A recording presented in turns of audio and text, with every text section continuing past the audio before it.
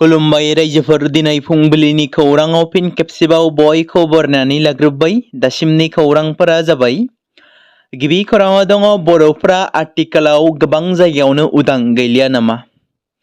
गोबां समफोरावनो बर'फोरखौ गाग्लोबनाय, बबेयावबा थांनाय समाव बुथारनाय, बबेयावबा गाज्रि नोजोरजों नायनाय, सोंखारिनाय बायदि जाथायफोरा जाबोबाय थादों। गुबुन गुबुन हारिनि सुबुंफ्रा बर'खौ नासयनाय, गाग्लोबनाय जाथायफ्रा गोदान बाथ्रा नङा। बेबादिनो फिन आरोबाव तेजपुर साइन्स एकाडेमियाव अदालगुरि जिल्ला रौता लाइलांपारा गामिनि ओइचएस फार्स्ट इयाराव फरायफुबाय थानाय बिलिफां बसुमतारी मुंनि सासे फरायसाखौ गाज्रियै बुग्लिनाय जाथाय, जाय जाथाया सोराङाव फैदों। सुलुंनिफ्राय मिथिनाय बायदिब्ला थांनाय 21 आगस्ट खालि सानसुनि 12 रिंगासो समाव तेजपुर साइन्स एकाडेमिनि लांगोनायाव बिलिफांनि लोगो सासेखौ असमिया रावखौ मोजाङै रायज्लायनो रोङैनि थाखाय गोबां लाजि फोनांनायजों लोगोसे गाज्रि रावजों सोंखारिनाय जाथायखौ लानानै लोगोनि जानानै खोथा बुंनायावनो सा 10 असमिया रावारि फरायसाफ्रा बिलिफां बसुमतारीखौ गाज्रि रोखोमै गाग्लोबनानै गोब्राब जोखोम खालामो।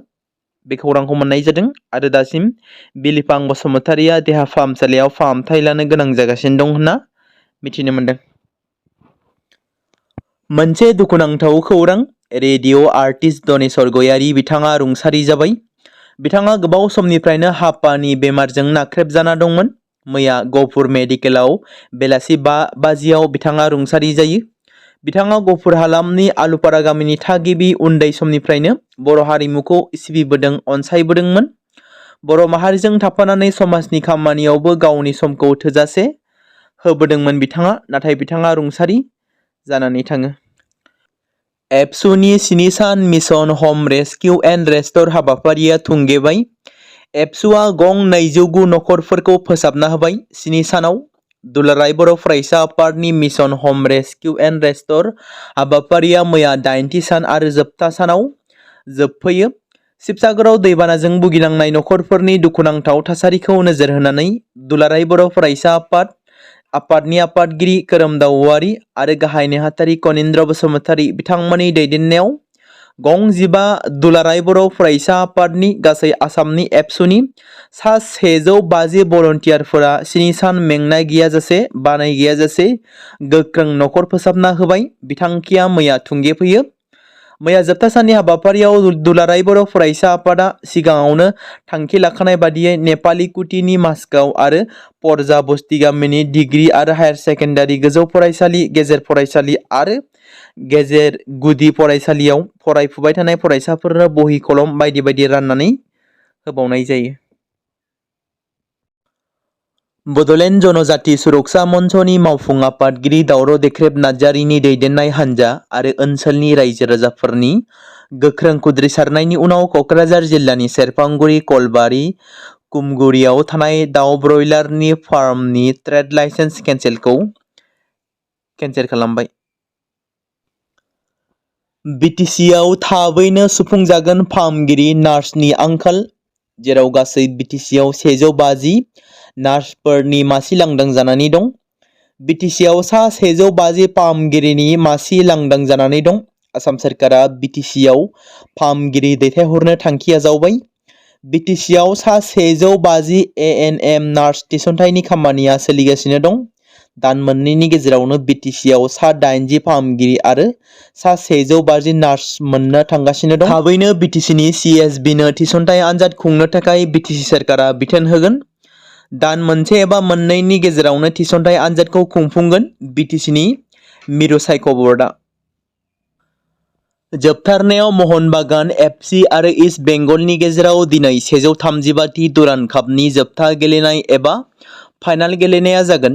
दिनै मोनाबिलिनि 5 रिंगा जानाय लोगो लोगोनो कलकातायाव थानाय विवेकानन्द युवा भारती क्रीड़ांगन स्टेडियामाव महन बागान सुपार जायेन्ट आरो इस्ट बेंगलनि गेजेराव नारा नाथा बादायलायनाय जागोन। मख'जाथावदि बे बोसोरनि 135 दुरान्ड कापनि फाइनालाव गेलेनो खाबु मोननाय बे मोननै टीमनि गेजेराव बबे दुरान्ड कापनि एबा बे खेबनि दुरान्ड कापनि चेम्पियन जागोन। बावैसोनि गेजेरावनो जों महन बागान एससि आरो इस्ट बेंगलनि गेजेराव नारा नाथा बादायलायनायखौ नुनो मोनगोन। बे बारनि 135 दुरान कापनि सोर जागोन चेम्पियन? नोंथांमोना कमेन्टनि गेजेरजों फोरमायहरनो हागोन। हाग्रानि मैदेर गाग्लोबनायजों तामुलपुर जिल्लायाव फिन आरोबाव सासे आइजोनि जिउ खहा।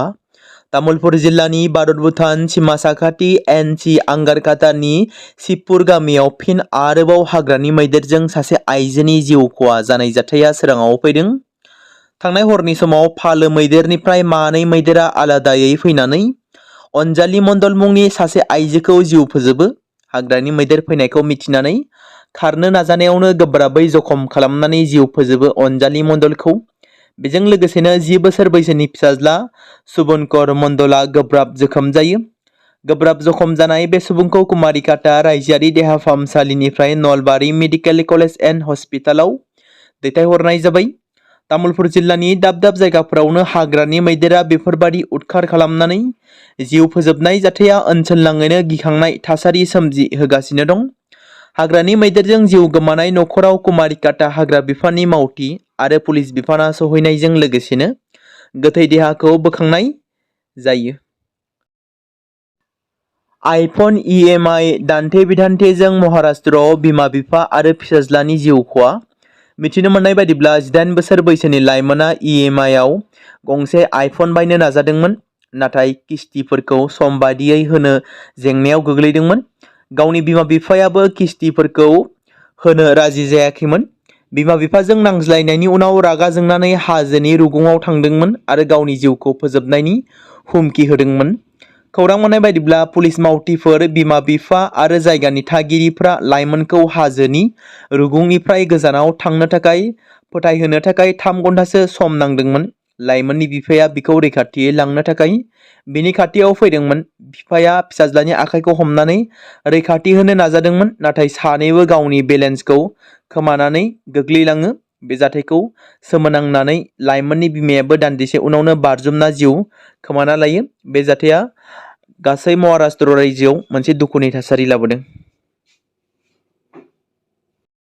SBI बेंक एकाउन्ट सालायग्राफोरनि थाखाय मोनसे गोदान नियम। 1 अक्ट'बर खालारनिफ्राय रां बख'नायनि गोदान नेमखान्थिया साफ्रोम SBI एकाउन्ट सालायग्रा कास्टमारफोरनि थाखाय गोहोम गोग्लैगोन, जेराव स्टेट बेंक अफ इन्डिया SBIआ बेसिक सेभिंस बेंक डिप'जिट थामहिनबा BSBD एकाउन्ट सालायग्रा कास्टमारफोरनि रां बख'नाय केस उइथड्रल बिथिङाव मोनसे गोदान नियम फोसावदों। बेंकनि मोनसे रायजोआरि नटिसनि बायदिब्ला मिथिनो मोननाय जादों।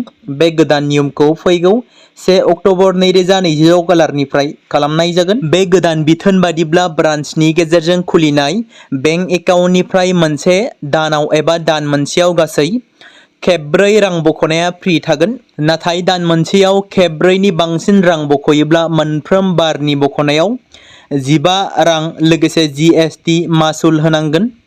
फारसेथिं बेंकआ रोखा खालामना होदों दि डिजिटेल ट्रेन्जेकसननि सायाव जेबो सीमा बा मासुल थानाय नङा।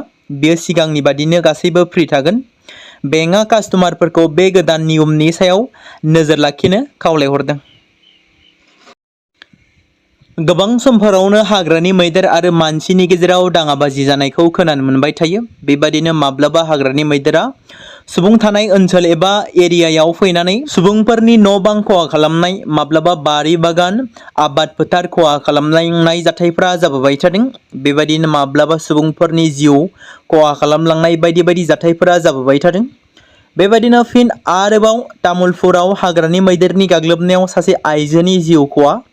थांनाय हराव 2 नं पुब सान्तिपुर दारांगाफारनि अनजालि मण्डल मुंनि सासे आइजोखौ हाग्रानि मैदेरा गाथारनानै जिउ फोजोबो। बे जाथाया ओनसोलाव दुखुनि थासारि लाबोदों।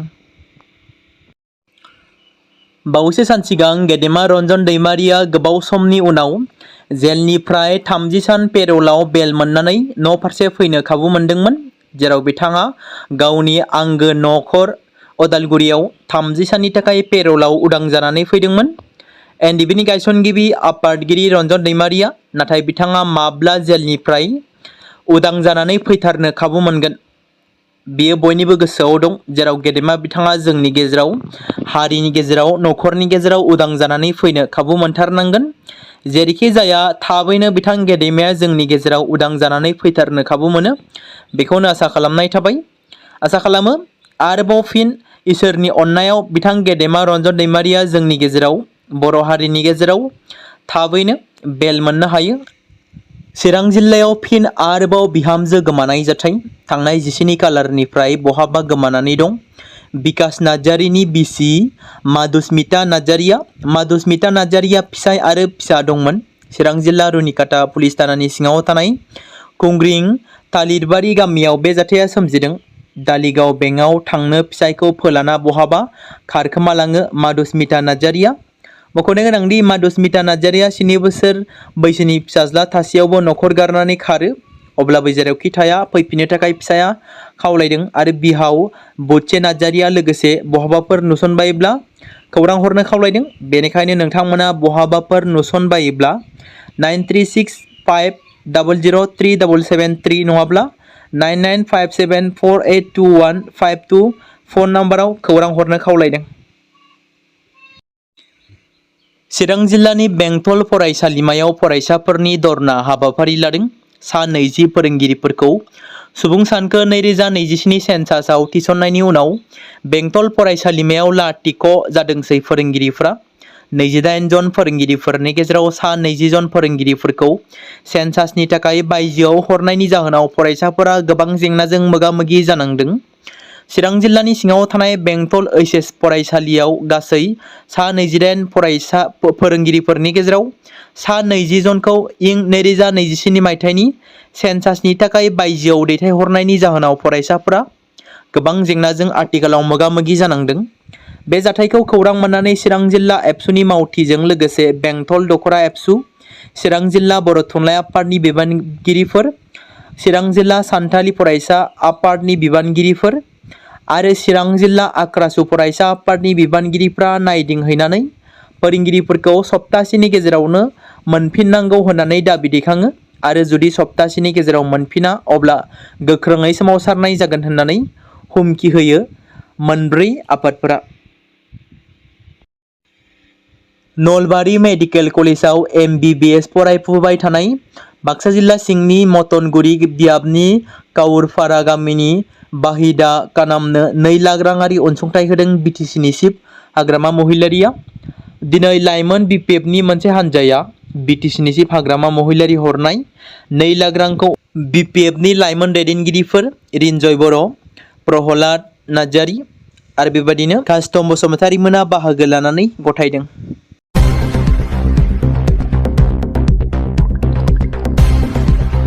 बे समाव मोनसे गोजोनथाव खौरां बाक्सा जिल्लानि बरमायाव थानाय रुरेल एकाडेमिया लानानै फैदों नोंथांमोननि थाखाय मोनसे गोजोनथाव खौरां। थांनाय HSLC आरो हायार सेकेन्डारिनि आनजादाव जाय फरायसा आरो फरायसुलिफोरा उथ्रिसारनो हायाखैमोन एबा फेल जादोंमोन बेनि थाखाय रि-एग्जाम होफिननो गोसो गुदुं फरायसाफोरा थाबैनो बरमा सेकेन्ड गेटआव थानाय रुरेल एकाडेमियाव मुं थिसनफैनानै मेट्रिक आरो HS आनजादखौ होफिननो हागोन। बेनि अनगायैबो जाय फरायसाफोरा थांनाय मेट्रिक आरो HS आनजादाव नांगौ बादि जौखोन्दो एबा मार्क्स लानानै उथ्रिसारनो हायाखैमोन बिथांमोनाबो बे रुरेल एकाडेमियाव एडमिशन खालामफैनानै मार्क्स इमप्रुभमेन्ट खालामनो हागोन।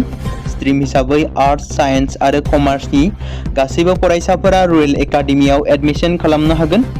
बेनि थाखाय थाबैनो 8761903455 नङाब्ला 87203585 जानबुं नम्बराव जगाजग खालामहरनो हागोन।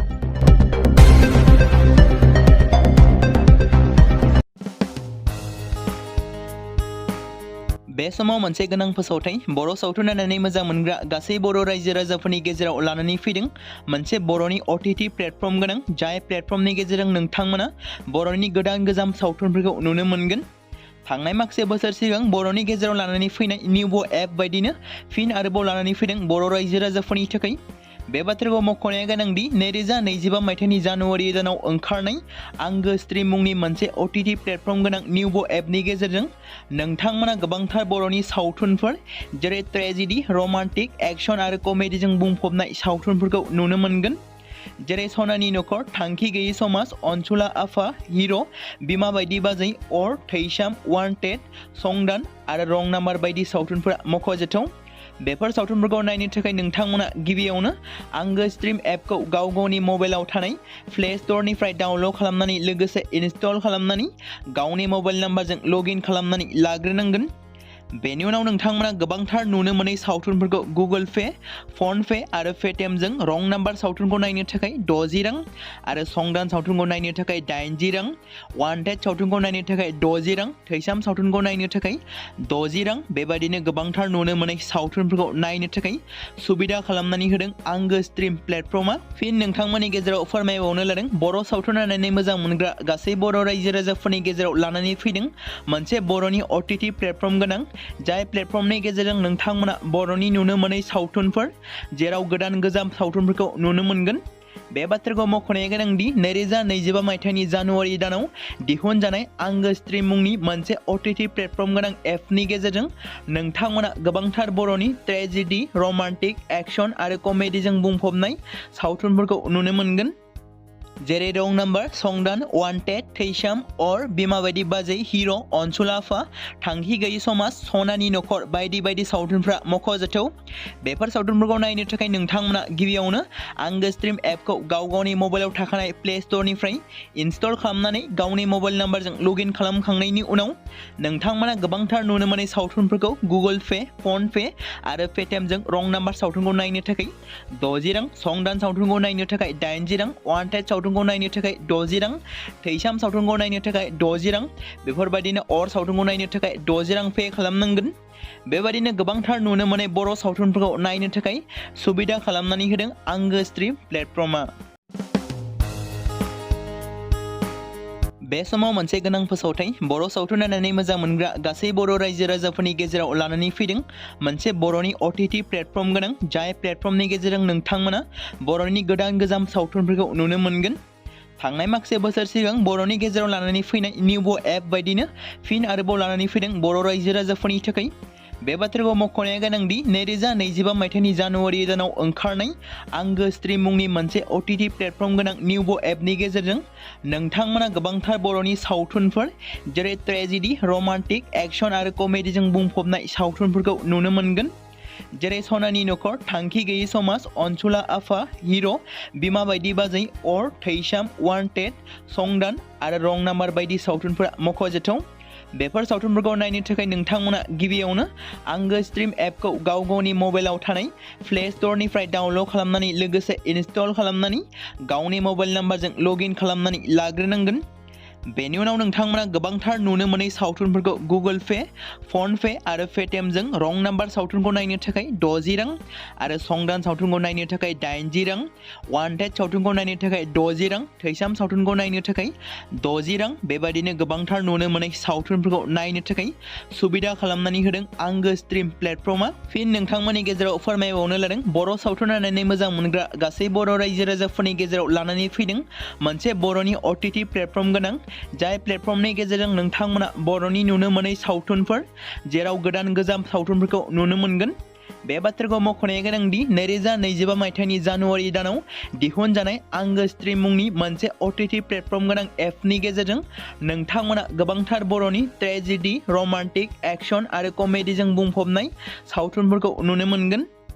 जेरै रं नाम्बार, संदान, वान्टेड, थैसाम, अर, बिमा बायदि बाजै, हिर', अनसुला आफा, थांखि गैयि समाज, सनानि नखर बायदि बायदि सावथुनफ्रा मख'जाथाव।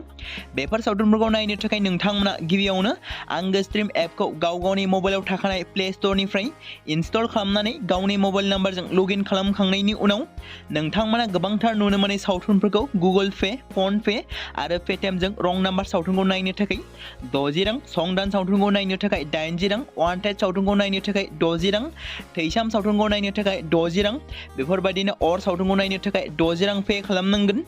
बेबायदिनो गोबांथार नुनो मोनै बर' सावथुनफोरखौ नायनो थाखाय सुबिदा खालामनानै होदों आंगो स्ट्रिम प्लेटफर्मा।